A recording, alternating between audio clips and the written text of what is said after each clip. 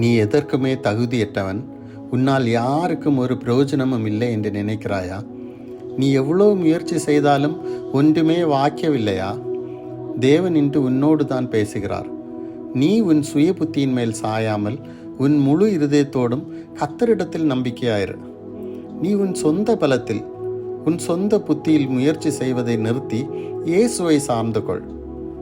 நீ பாவம் செய்யாமல் வாழ பல முறை முயற்சித்தும் உன்னால் முடியாததால் இயேசு உன்னை வெறுத்து விட்டார், கைவிட்டு விட்டார் என்று நீ நினைக்கிறாய்.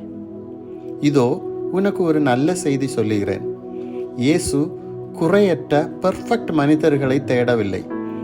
மனத்தாழ்மையுடன் அவரிடத்தில் மனம் திரும்ப தயாராக இருக்கும் நபர்களை தான் அவர் தேடுகிறார்.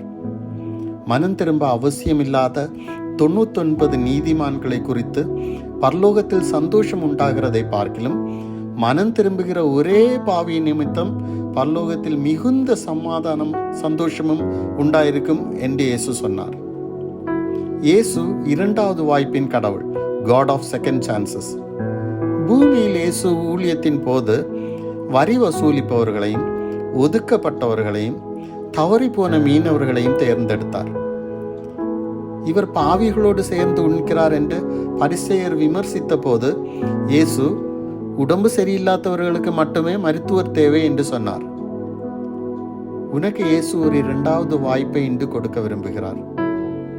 இயேசு வல்லமையாக பயன்படுத்திய பாத்திரம் பவுல் கூறுகிறார், நன்மை செய்ய வேண்டும் என்கிற விருப்பம் என்னிடத்தில் இருக்கிறது, ஆனால் நன்மை செய்வதோ என்னிடத்தில் இல்லை.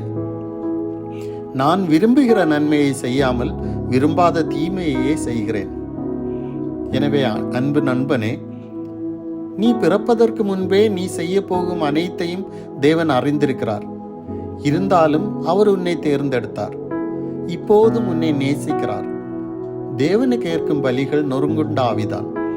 தேவன் நொறுங்குண்டதும் நறுங்குண்டதுமான இருதயத்தை புறக்கணியார். அவரிடம் உன் இருதயத்தை ஊற்றிவிடு. பரிசுத்த ஆவியின் மூலம் ஜெயிக்க அவரே உனக்கு உதவி செய்வார். ஆமென்.